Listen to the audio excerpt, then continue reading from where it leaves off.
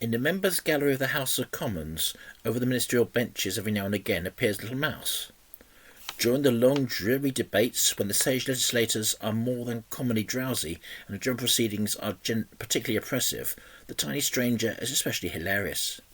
He darts about and gambols so joyously that certain speculative philosophers have fallen to thinking whether, after all, the doctrine of metempsychosis may not be true, and the spirit of some stupendous senator, condemned for an erring policy to haunt the chamber in the material guise of Little Mouse, perhaps until the fulfilment of his passionate vaticination that thereafter the august assembly would wax stupidly prosaic and finally die out altogether of sheer intellectual exhaustion, and the apparent justification of that most uncomplimentary foreboding it is that makes the pygmy creature so unmistakably happy when everybody else is inexpressibly bored and miserable. Another and less cynical theory is that the mouse or minister, whichever it be, only takes advantage of the calm as a propitious opportunity for a little quiet enjoyment. Whatever the true explanation of the little incident, it is not until singular that a member of the family of mice should choose a habitation where, at least so far as that particular floor of the huge building is concerned, there are no grateful cheese or breadcrumbs to minister to its necessities. The minute animal must be actuated by other motives than those of pelf in the strange selection.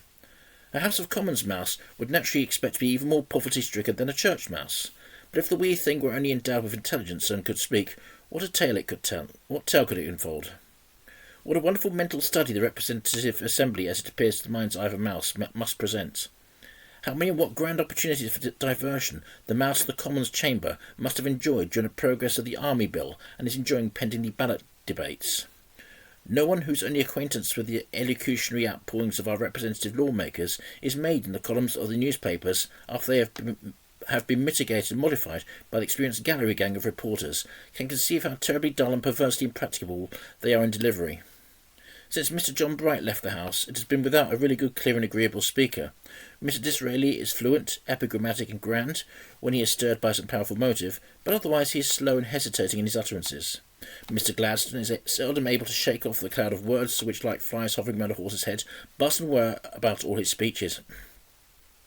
The little great and great little men of both parties are all more or less ponderously loquacious and perplexingly indifferent speakers. There was once a race of parliamentary orators, but it has died out. The present is the epoch of drones and dolorous prattlemongers, to whom speech would indeed seem to be given to disguise their thoughts, and who apply it to that particular purpose with so much address as to give rise to a very serious doubt whether the thought concealed had any real existence. Perhaps Little Mouse labours under some uncivil delusion when he pops out every now and again, and plays so merrily.